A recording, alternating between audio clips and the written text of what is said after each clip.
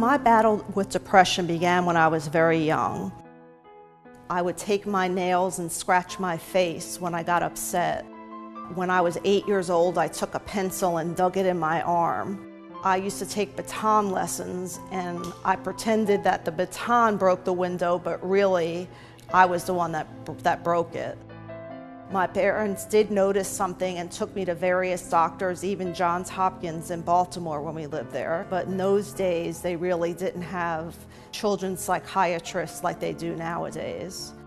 So I used to compare myself to others and think, well, they seem happy, they can do this, why can't I do it? So I always knew something wasn't right. I could stand there even as a child and have a big smile on my face, and that doesn't mean I'm happy. I could really be struggling inside. You don't know how someone's feeling inside, and I know how I'm feeling inside, and yet I could still have a smile on my face and crack a joke. I felt like suicide was the only option. I was in a lot of turmoil inside, and that my life wasn't really valuable and worth living, and I would end the pain that I was in. When I moved to Chicago, I had a suicide plan. My sister and one of my good friends knew about it, and they called my psychiatrist, and I was sent to the psych hospital for 5 months. I was told by a professional that I'd be in a group home or nursing home the rest of my life.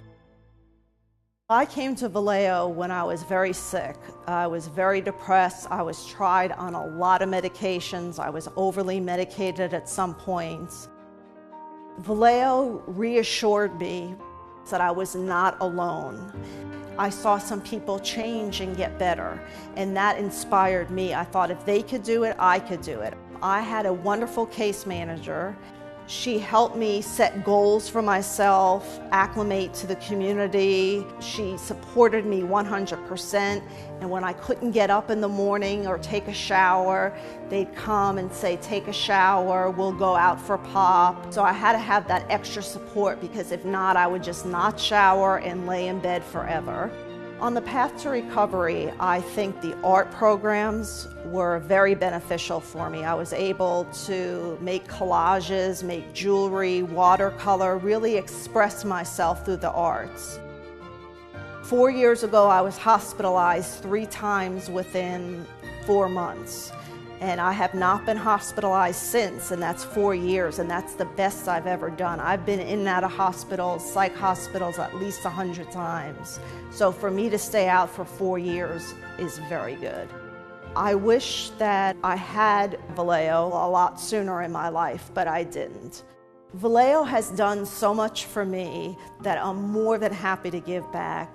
I am now a peer mentor. If I can help one person, I'm happy. The hardest thing about having a mental illness is the stigma that it has. I wish people could have empathy for people who are struggling. It's important that we unmask the stigma of mental illness. My dream would be people understanding mental illness and wanting to help and listen and care. There's so many words that I can think of to describe Vallejo: support, empathy, and understanding. Now I'm doing great. I'm busy a lot. I love where I live. I have wonderful friends. My life has a meaning that I want to live my life because it's a good life.